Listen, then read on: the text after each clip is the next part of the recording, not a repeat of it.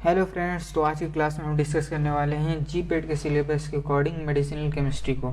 Medicinal chemistry में के syllabus को पढ़ने से पहले हमें ये समझना जरूरी है कि मेडिसिनल केमिस्ट्री होता क्या है और इसमें हम क्या क्या स्टडी करेंगे और किस स्टेप बाय स्टेप हम मेडिसिनल केमिस्ट्री को समझेंगे। तो सबसे पहले यही डेस्कटॉप में आपको दिख रहा होगा कि how to study medicinal chemistry. Medicinal chemistry को समझने से पहले हमें ये जानना जरूरी है कि मेडिसिनल केमिस्ट्री होता क्या है। ये दो चीज़ों से मिलकर बना होता है। पहला होता है मेडिसिनल और दूसरा होता है केमिस्ट्री पार्ट। तो ये दो चीज़ों के मिलकर बना होता है। एक होता है केमिस्ट्री मतलब ऑर्गेनिक केमिस्ट्री को, और सेकंड होता है मेडिसिन्स मतलब फार्माकोलॉजी। फार्माकोलॉजी में हम पढ़ते हैं फार्माको मतलब ड्रग्स के बारे में। ड्रग्स के बारे में हम स्टडी करते हैं फार्माकोलॉजी में, और इसी ड्रग्स को हम केमिस्ट्री के वे में समझें। केमिस्ट्री के वे में समझें तो इसे ड्रग की केमिस्ट्री को पता करना ये होता है मेडिसिनल केमिस्ट्री। आइए हम डेफिनेशन स्टडी करते हैं। Medicinal chemistry is the science which deal with discovery, design of new drugs and better therapeutic chemicals and development of these chemicals into new medicines of the drug। ये science का वह branch होता है जिसमें हम drug के discovery के बारे में, ड्रग के डिज़ाइन के बारे में और ड्रग की बेटर थेरेपेटिक इफेक्ट के बारे में, और साथ ही साथ केमिकल्स के नए नए डेवलपमेंट के बारे में और उनके नए नए मशीन्स के बारे में हम स्टडी करते हैं।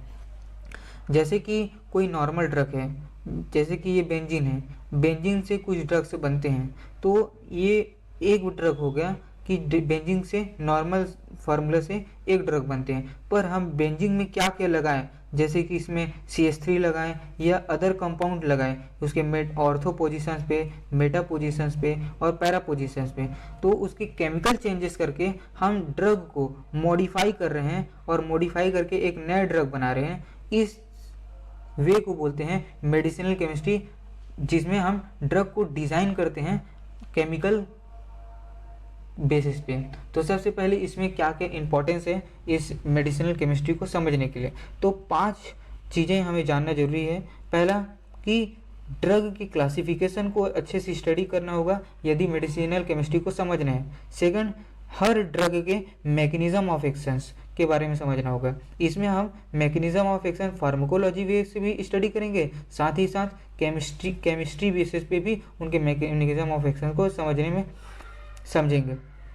थर्ड, IUPAC नेम हमें पता होना चाहिए कि किस तरीके से IUPAC नेम को शो किया जाता है, और IUPAC नेम के हिसाब से हम स्ट्रक्चर को समझेंगे। साथ ही साथ किसी ड्रग्स, जैसे कि किसी एक ड्रग्स जैसे कि बेंजीन एक मेन रिंग हो गया, उसमें से क्या क्या हम ऐड ऑन करें, जैसे CH3 ऐड ऑन करें, OH ऐड ऑन करें या NH2 amine group add on करें।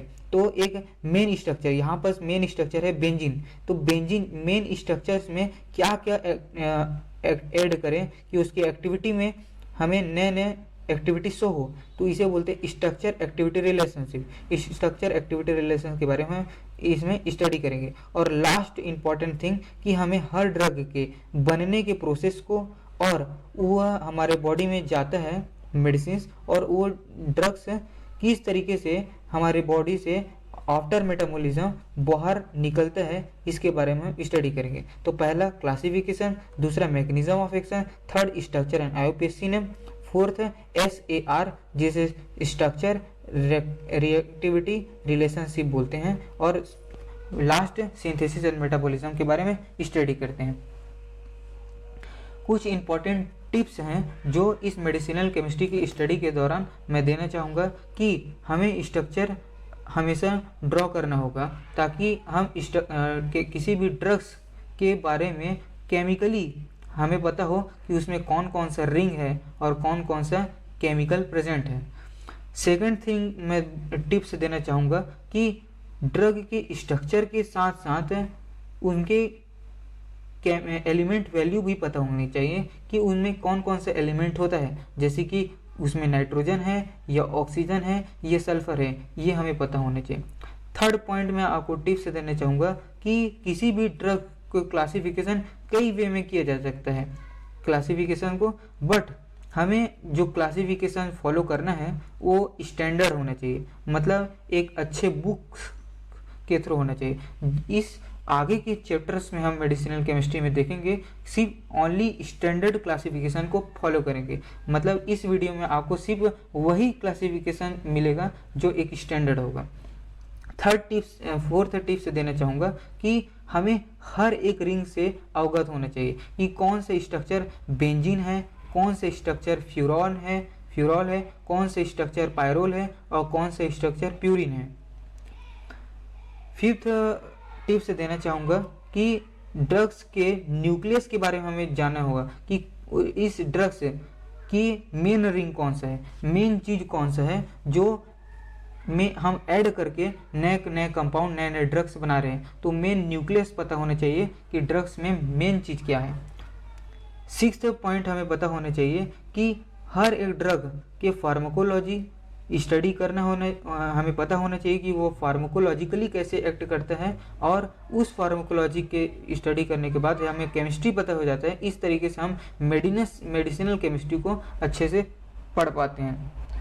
अब बात करते हैं कुछ मेडिसिनल केमिस्ट्री को पढ़ने से पहले कि ज़्यादातर हमें पता होता है किसी भी ड्रग्स के बारे में फार्माकोलॉजी, वह ड्रग्स हमारे बॉडी में जाके कैसे एक्ट करते हैं। जैसे कि मैंने पिछले क्लासेस में बता रहा हूँ कि ड्रग्स किस तरीके से अपने एक्टिविटी शो करते हैं, कि किस तरीके से वो रिसेप्टर मीडिएट होकर अपना काम करते हैं। कोई ड्रग्स है नॉन रिसेप्टर मीडिएट, उन्हें किसी रिसेप्टर की रिक्वायरमेंट ही नहीं होती अपनी एक्टिविटी को शो करने के लिए। जैसे कि एंटासिड किसी भी रिसेप्टर में नहीं होता, रिसेप्टर में बाइंड नहीं होता, वो सीधे स्टमक में जाता है और एसिडिटी को न्यूट्रल करता है by the help of their alkaline nature.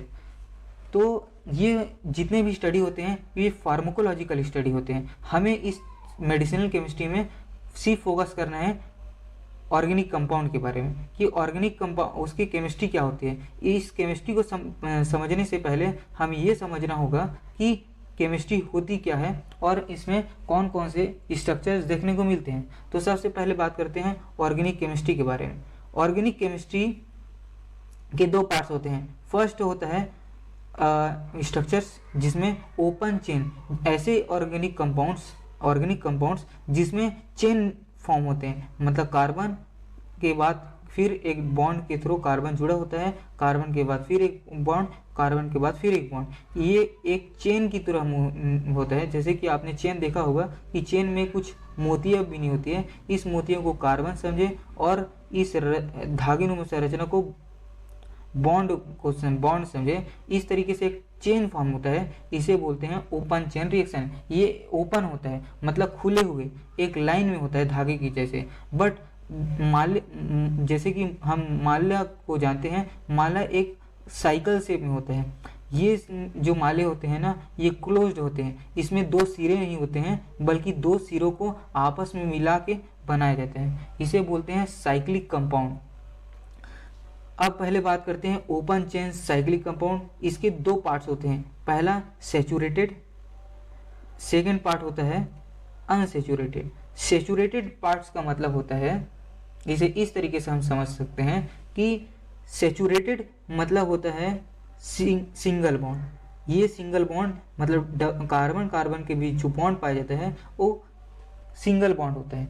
यदि ड्रग्स में सैचुरेशन हो मतलब कार्बन के बीच जो बॉन्ड हो वो सिंगल बॉन्ड हो, ना कि डबल बॉन्ड ट्रिपल बॉन्ड, सिर्फ सिंगल बॉन्ड, तो ऐसे कंपाउंड को सैचुरेटेड कंपाउंड कहा जाता है। बट कुछ ऐसे कंपाउंड्स होते हैं जिसमें कार्बन के बीच सिंगल बॉन्ड तो पाए जाते हैं, साथ ही साथ डबल बॉन्ड, कार्बन के बीच ट्रिपल बॉन्ड और कार्बन के बीच डबल बॉन्ड। इस तरीके से एक के बाद या तो सिंगल बॉन्ड होता है या तो डबल बॉन्ड होता है या फिर थर्ड बॉन्ड होता है। ऐसी चेन हम देखते हैं तो उसे बोलते हैं अनसैचुरेटेड कंपाउंड। अब बात करते हैं क्लोज्ड चेन की। क्लोज्ड चेन्स की बात करते हैं, ये ऐसे होते हैं, ये मालानुमा संरचना के होते हैं।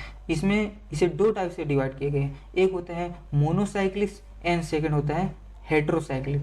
मोनोसाइक्लिक की बात करें तो पहला होता है एरोमेटिक कंपाउंड और दूसरा होता है नॉन एरोमेटिक कंपाउंड। हम इस सब्जेक्ट को पढ़ने से पहले कुछ टर्म्स पता होने चाहिए। यदि आपको ये टर्म्स पता हो तो आपको कुछ टॉपिक्स को हमें स्टडी करना होगा, जैसे कि एरोमेटिक कंपाउंड। एरोमेटिक कंपाउंड्स ऐसे कंपाउंड्स होते हैं जिसमें एरोमेटिसिटी पाया जाता है। मतलब एरोमेटिसिटी का कुछ एग्जांपल बता देता हूँ आपको। मैं जब केमिस्ट्री का स्टार्ट करूँगा, chemistry classes, pharmaceutical organic chemistry, तो उसमें डिटेल एक्सप्लेन करूँगा कि क्या होता है एरोमेटिक कंपाउंड। तो सबसे पहले एक सिंपल से एग्जांपल देख लेते हैं कि एरोमेटिक कंपाउंड होता क्या है। ये एक चेन होता है जिसे बेंजीन बोला जाता है। इसके 6 मतलब एक कोने, 2, थर्ड, फोर्थ, फिफ्थ और 6 कोने होते हैं। हर एक कोने में क्या होता है, कार्बन मौजूद होते हैं। ये कार्बन जो होते हैं वो एक के बाद एक कार्बन के बीच डबल बॉन्ड, एक कार्बन के बीच सिंगल बॉन्ड, एक कार्बन के बीच फिर डबल बॉन्ड, एक कार्बन के बीच फिर सिंगल बॉन्ड मौजूद होते हैं। ठीक है, मतलब सॉरी मुझे कुछ मिस्टेक हो गया।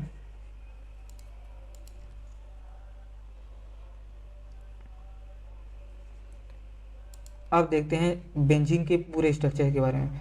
ये हो गए 6 कोण जिसमें हर एक कोने में कार्बन होता है। यहाँ पर स्टार्ट करते हैं, कार्बन और कार्बन के बीच सिंगल बॉन्ड देख रहे हैं।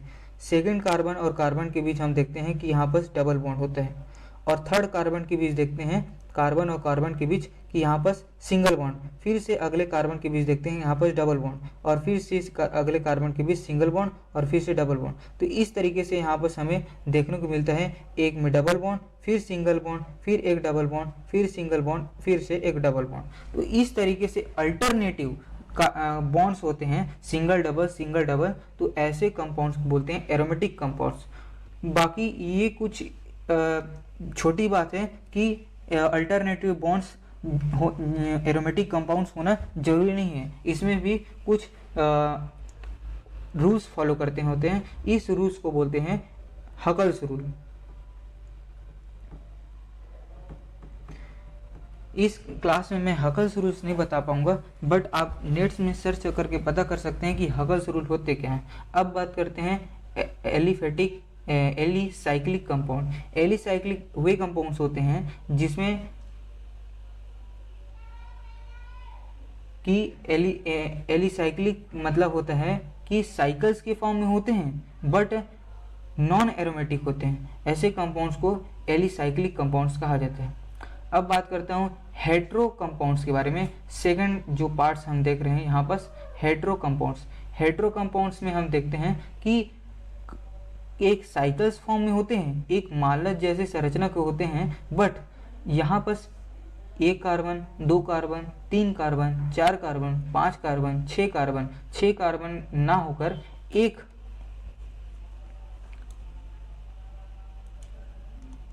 यहाँ पर मैं कुछ मिस्टेक्स बता रहा हूँ कि क्या क्या होते हैं। यहाँ पर 5 कार्बन आपको दिख रहे होंगे इस स्ट्रक्चर में। यहाँ पर 5 कार्बन के बजाय एक 6वां कार्बन को एक नाइट्रोजन रिप्लेस कर देते हैं। ऐसे कंपाउंड्स जिसमें कार्बन तो होते हैं बट इस साइकिल्स में कार्बन के अलावा नाइट्रोजन भी हो सकते हैं, सल्फर भी हो सकते हैं और ऑक्सीजन हो सकते हैं। ऐसे कंपाउंड्स को बोलते हैं हेट्रोएटम्स। इन हेट्रोएटम्स से मिलकर बना हुआ एक साइकिल्स, जहाँ पर एक साइकिल्स देख रहे हैं, एक मालानुमा संरचना, ऐसी संरचना को बोलते हैं हेट्रो कंपाउंड। तो अब आपको समझ में आ गया होगा कि ऑर्गेनिक कंपाउंड्स को 2 भाग में डिवाइड किया हुआ है। पहला होता है ऑर्गेनिक कंपाउंड्स, जिसमें से पहला ओपन चेन साइक्लिक कंपाउंड और second closed cell cyclic compound. इस क्लोज्ड सेल साइक्लिक कंपाउंड में पहला सैचुरेटेड कंपाउंड्स और दूसरा होता है अनसैचुरेटेड कंपाउंड्स। और क्लोज्ड सेल कंपाउंड्स में क्लोज्ड मालानुमा संरचना का होता है, जिसमें से होमोसाइक्लिक, जिसमें कि एरोमेटिक कंपाउंड और नॉन एरोमेटिक कंपाउंड्स को डिस्कस किया गया है। और कुछ सेकंड की पार्ट में आते हैं हेट्रो कंपाउंड्स, जिसमें हेट्रो एटम्स इन्वॉल्व होते हैं। अब धीरे धीरे इसको आगे डिस्कस करते हैं कि सबसे पहला ओपन चेन होता क्या है। ओपन चेन कंपाउंड्स जिसमें कि carbon compounds having open chain of carbon atoms. ऐसे कंपाउंड्स जो एक साइकिल्स के फॉर्म में ना होकर के इन साइकिल्स को कट कर दें। यदि इस माले को कट कर दें तो एक सिरा आगे की ओर बढ़ता है, सेकंड सिरा दूसरे ओर बढ़ता है, तो 2 सिरा दिखते हैं। इसे बोलते हैं खुला हुआ, मतलब open chain compound. Open chain compounds में हम एग्जांपल दे सकते हैं CH2 जो कार्बन एक हाइड्रोजन से जुड़े हुए एक साइकिल्स के फॉर्म, खुले हुए फॉर्म में, इसे बोलते हैं open chain compound. Second compound देखते हैं CH2 CH3 CH3। ये भी एक क्या है, एक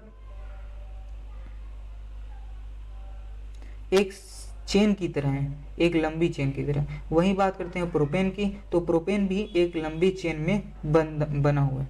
अब बात करते हैं इस ओपन चेन में कि सैचुरेटेड कंपाउंड होते क्या हैं। Saturated compounds hydrocarbons containing only one carbon bond in single bond. मतलब ऐसे कार्बन कंपाउंड्स जिसमें कि कार्बन बॉन्ड तो होते हैं, बाकी ऐसे कार्बन कंपाउंड्स में कार्बन के बीच सिंगल बॉन्ड पाए जाते हैं। जैसे कि यहाँ पर आपको 2 कार्बन के बीच सिंगल बॉन्ड दिख रहा होगा, ऐसे कंपाउंड्स को बोलते हैं सैचुरेटेड कंपाउंड्स। बात करते हैं unsaturated compounds hydrocarbons having carbon double bonded और ट्रिपल बॉन्ड। मतलब कार्बन और कार्बन के बीच यहाँ पर डबल बॉन्ड भी हो सकता है, ये कार्बन के बीच ट्रिपल बॉन्ड भी हो सकते हैं। ऐसे कंपाउंड्स को बोलते हैं अनसैचुरेटेड कंपाउंड्स। अब बात करते हैं, यहाँ पर कंप्लीट होता है ओपन चेन कंपाउंड। अब बात करते हैं सेकंड जिसे बोलते हैं साइक्लिक कंपाउंड। साइक्लिक कंपाउंड में पहला होता है होमोसाइक्लिक्स, मतलब जिसमें भी 2 भाग होते हैं, एक एरोमेटिक और दूसरा होता है एलिसाइक्लिक। एरोमेटिक के बारे में पढ़ते हैं कि aromatic compounds contain a ring structure of 6 carbon atoms. मतलब इसके हर एक कोने में आपको कार्बन दिख रहा होगा। इस कार्बन को बोलते हैं कार्बनिक कंपाउंड। कार्बनिक कंपाउंड्स में पहला दिख रहा होगा कि कार्बन के बीच सिंगल बॉन्ड देखने को मिल रहा होगा।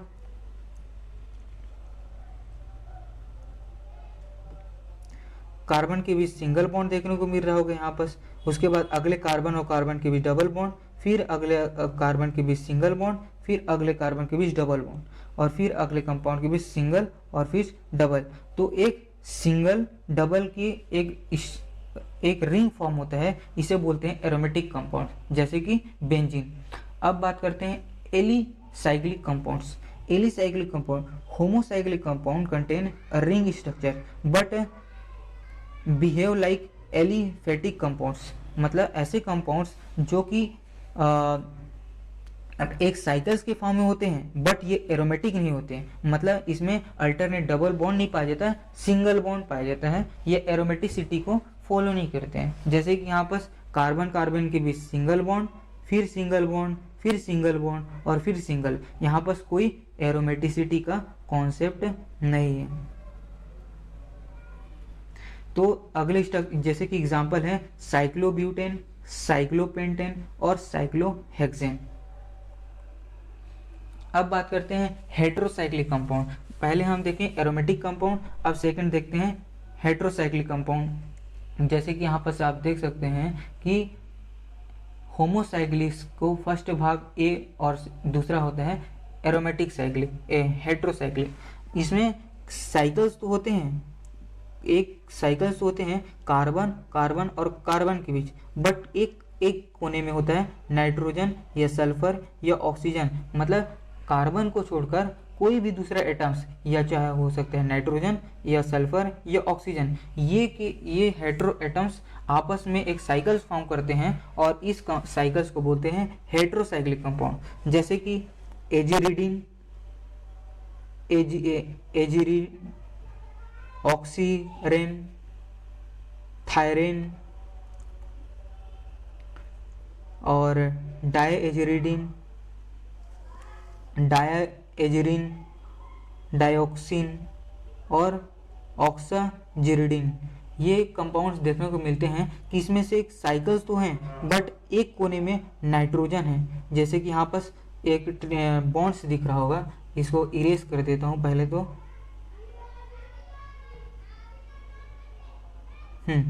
इस स्ट्रक्चर्स की बात करते हैं। सबसे पहले कि यहाँ पर एक स्ट्रक्चर्स दिख रहा होगा, जिसमें से फर्स्ट पहले बात करते हैं कि एजिरिडीन में कार्बन और कार्बन हुए बट एक में नाइट्रोजन कंपाउंड है। तो ऐसे स्ट्रक्चर्स जिसमें से कार्बन हर एक एटम्स कार्बन नाइट्रोजन और कार्बन नाइट्रोजन के बीच सिंगल बॉन्ड होता है, तो ऐसे स्ट्रक्चर को एजिरिडीन बोला जाते हैं। बट ऐसे कार्बन जिसमें कार्बन कार्बन के बीच डबल बॉन्ड और ये कार्बन एक सिंगल नाइट्रोजन के बॉन्ड आगे चलकर जुड़े हुए हैं और इस स्ट्रक्चर को बोलते हैं एजिरिन। यहाँ पर दोनों स्ट्रक्चर के बीच डिफरेंस हमें पता चल रहा होगा कि एक में कार्बन कार्बन के बीच सिंगल बॉन्ड है और दूसरे में कार्बन और कार्बन के बीच डबल बॉन्ड देखने को मिल रहा है।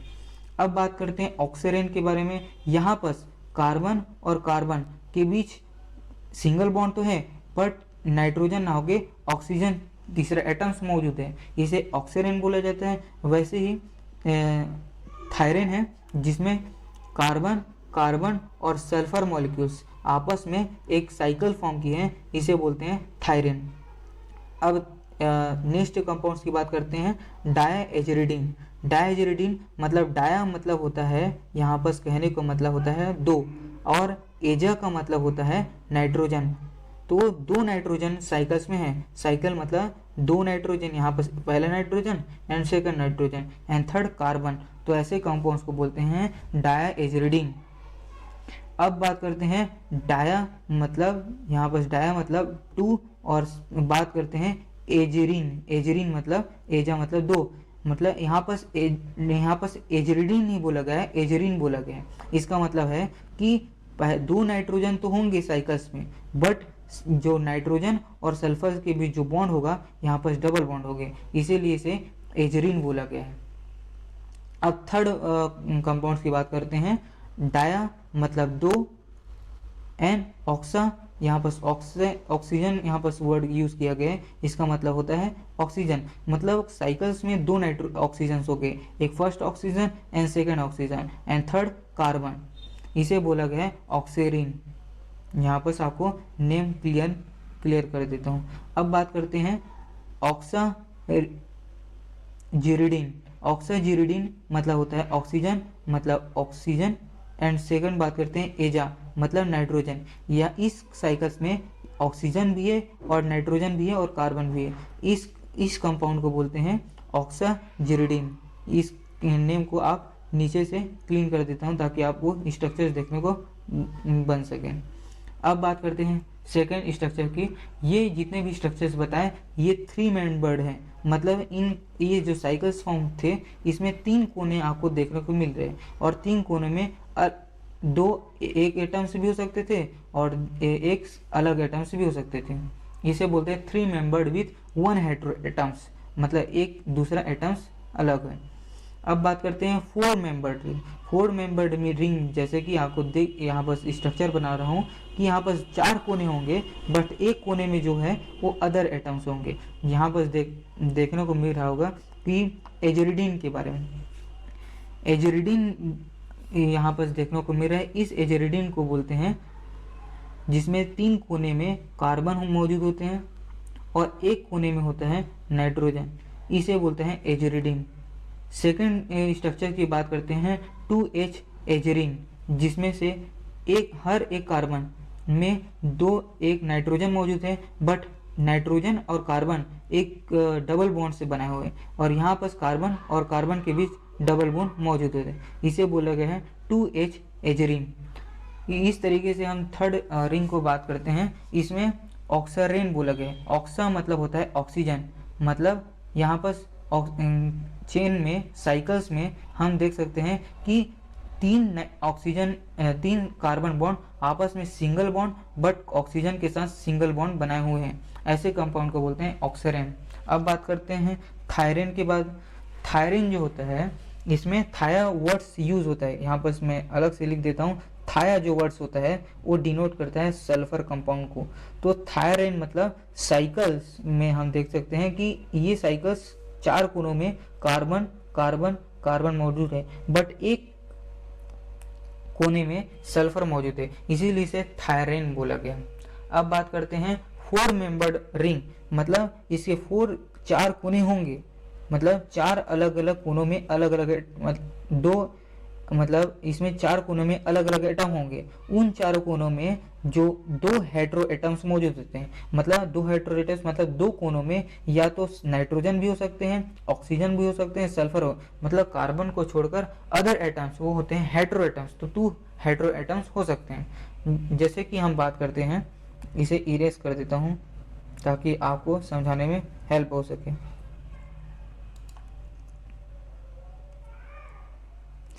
यहाँ पर देख सकते हैं डाया मतलब 2 और ऑक्सीटेन, ऑक्सीजन मतलब ऑक्सीजन मॉलिक्यूल। तो ऑक्सीजन मतलब 2 ऑक्सीजन मॉलिक्यूल किसी 4 कोने वाले कंपाउंड्स में मौजूद होते हैं, जैसे कि फर्स्ट ऑक्सीजन, सेकेंड ऑक्सीजन और ये एक 4 कोण, तो इसे बोलते हैं ऑक्सीटेन। अब बात करते हैं सेकेंड स्ट्रक्चर के बारे में। यहाँ पर डाया वर्ड्स यूज हुए हैं।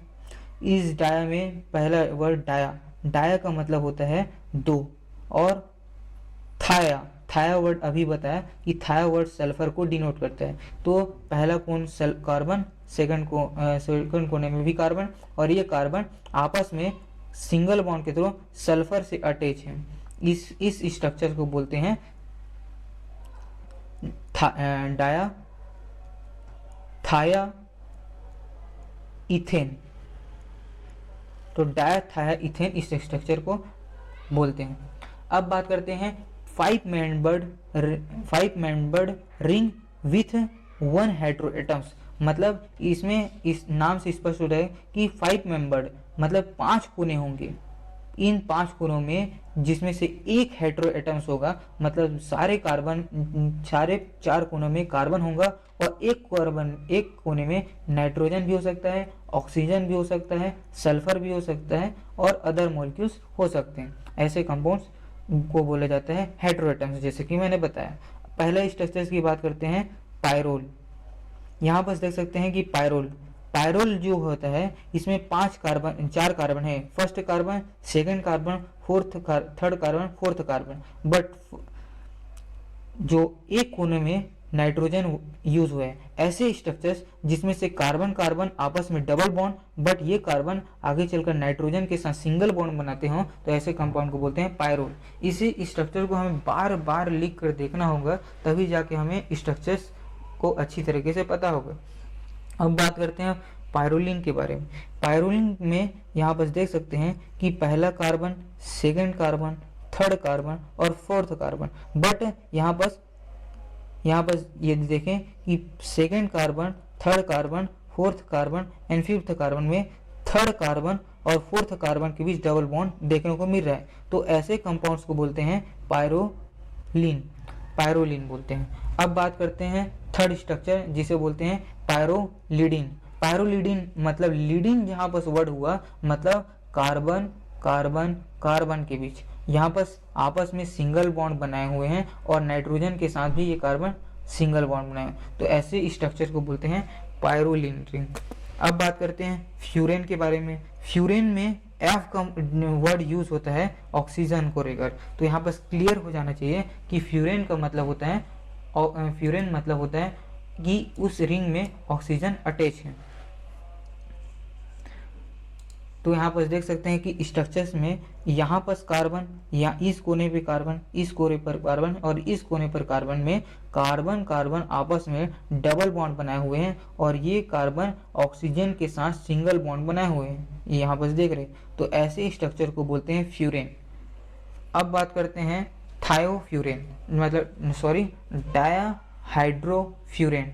तो डाया का मतलब होता है 2, मतलब 2, और यहाँ पर मुझसे मिस्टेक हो गया कि यहाँ पर डाया वर्ड्स ना यूज़ करके मुझे सिर्फ हाइड्रोफ्यूरेन वर्ड्स यूज़ करना था। हाइड्रोफ्यूरेंस मतलब होता है कि यहाँ पर एक हाइड्रोजन ऐड हो गया सिंगल बॉन्ड के कारण, और यहाँ पर एक हाइड्रोजन ऐड हुआ। तो ऐसे स्ट्रक्चर्स में जिसमें 2 हाइड्रोजन, डाया मतलब होता है 2 और हाइड्रोजन, तो 2 हाइड्रोजन इस स्ट्रक्चर्स में देखने को मिल रहा होगा, पहले ये हाइड्रोजन, सेकंड ये हाइड्रोजन, तो ऐसे रिंग को बोलते हैं डायाहाइड्रोफ्यूरेन। अब बात करते हैं टेट्राहाइड्रोफ्यूरेन। टेट्राहाइड्रोफ्यूरस, यहाँ पर कार्बन सिंगल बॉन्ड में अटैच है, यहाँ पर कार्बन सिंगल बॉन्ड में है, और ये कार्बन आपस में सिंगल बॉन्ड बनाए हुए हैं। मतलब ऐसे कंपाउंड कार्बन की वैलेंसी जो होती है वो 4 होती है। पहला वैलेंसी इस सिंगल बॉन्ड से कंप्लीट हो रहा है, सेकंड इस वैलेंसी से कन्वर्ट हो रहा है, और 2 हाइड्रोजन अलग से हैं, जैसे कि हाइड्रोजन और हाइड्रोजन। तो इस तरीके से हर एक कार्बन में एक एक हाइड्रोजन ऐड है, जैसे कि फर्स्ट है यहाँ पर, सेकंड यहाँ पर, थर्ड यहाँ पर और फोर्थ है। इस कार्बन में हर एक हाइड्रोजन में हर एक कार्बन पे एक एक हाइड्रोजन है। इस तरीके से फोर्थ हाइड्रोजन अटैच होने के कारण से टेट्राहाइड्रोफ्यूरेन बोला गया है। अब आगे चलते हैं फिफ्थ मेंबर्ड रिंग में। Fifth membered ring with 2 hetero atoms, मतलब फिफ्थ मेंबर्ड रिंग का मतलब होता है कि यहाँ पर स्ट्रक्चर ड्रॉ कर देता हूँ। Fifth membered ring, fifth membered ring मतलब होता है कि यहाँ बस 5 कोने होंगे, 1 कोना, 2 कोना, first, second, third, fourth, fifth कोने होंगे, बट इनमें से 2 कोने, जैसे कि यहाँ बस पहला कोना हो गया, से 2 कोना हो गया, तो इन 2 कोनों में कार्बन को छोड़कर कुछ दूसरे एटम्स हो सकते हैं, जैसे कि नाइट्रोजन, ऑक्सीजन एंड सल्फर हो सकते हैं। तो सबसे पहले बात करते हैं इसमें कि कौन कौन से एटम्स मौजूद होंगे जो इसे नेम डिसाइड होंगे। तो इमिडाजोल में यहाँ पर स्ट्रक्चर देखने को मिल रहा होगा कि नाइट्रोजन और नाइट्रोजन्स, 2 नाइट्रोजन्स हैं, बट इस स्ट्रक्चर में देख रहे हैं कि कार्बन कार्बन आपस में डबल बॉन्ड के थ्रू, और ये नाइट्रोजन्स के बीच यहाँ पर सिंगल बॉन्ड हो रहा है, इसे इमिडाजोल बोलेंगे। इस तरीके से आपको स्ट्रक्चर्स यहाँ पर देखने को मिल रहा है। यहाँ पर डिफरेंस है कि नाइट्रोजन और नाइट्रोजन के बीच यहाँ पर डबल बॉन्ड है, बट कार्बन और कार्बन के बीच यहाँ पर सिंगल बॉन्ड। इस तरीके से हर एक रिंग में डिफरेंस आपको देखने को मिलता है। इस तरीके से इमिडाजोल, पायराजोलिन और पायराजोलिडिन स्ट्रक्चर्स में आपको स्ट्रक्चर्स देखने को मिल रहा होगा। अब बात करते हैं sixth membered ring with 1 hetero atoms, मतलब 6 कोने होंगे, और 6 में से एक कोने में क्या होगा, 6 कोने में से एक कोने में क्या होगा, अपना हेटेरो एटम्स देखने को मिल सकता है। हेटेरो एटम्स वे एटम्स होते हैं जिसमें से कि एक कार्बन को छोड़कर रिंग में एक अदर हेटेरो एटम्स आ जाते हैं। यहाँ पर देखने को मिल रहा होगा कि 6 कोने में, यहाँ पर देख सकते हैं कि 6 कोने में पहला एक कार्बन, दूसरा carbon, third carbon, fourth carbon and fifth carbon, यह एक साइकिल्स फॉर्म कर रहे हैं, बट 6वें कोने में ऑक्सीजन है। इसे ऐसे स्ट्रक्चर को पायरेन बोला गया है।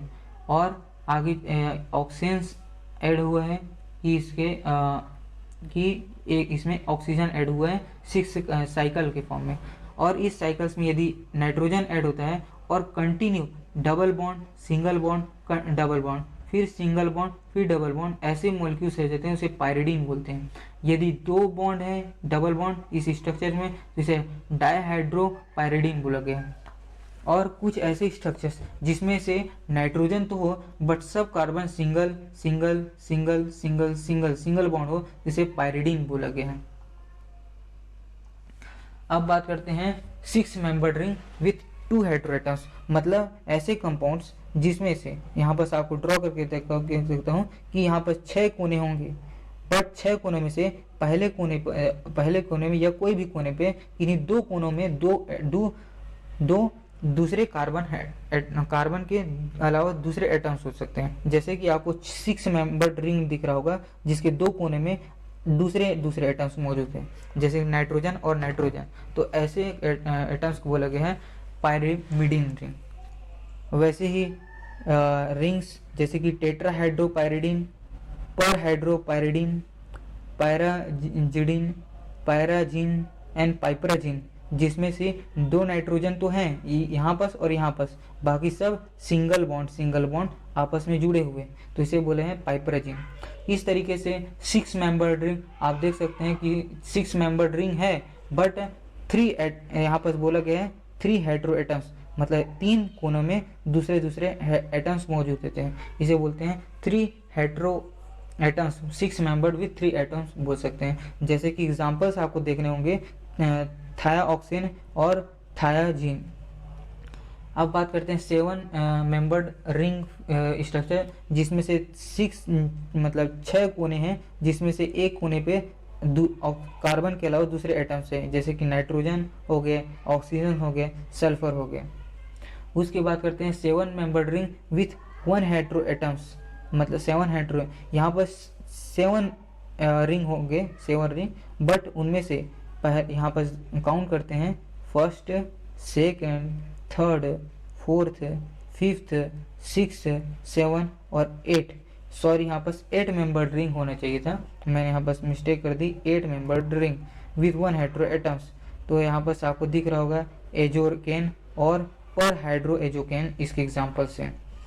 वैसे ही फ्यूज्ड रिंग से देख सकते हैं, इसमें से एक रिंग, इसे फ्यूज्ड इसीलिए बोला गया, एक रिंग और ये दूसरा माला, 2 मालों को आपस में जोड़ दिए गए हैं, और ऐसे स्ट्रक्चर जो बनते हैं इसे पॉलीसाइक्लिक रिंग बोला गया है, जैसे कि इंडोलिन और आइसो इंडोलिन इसके एग्जाम्पल्स हैं।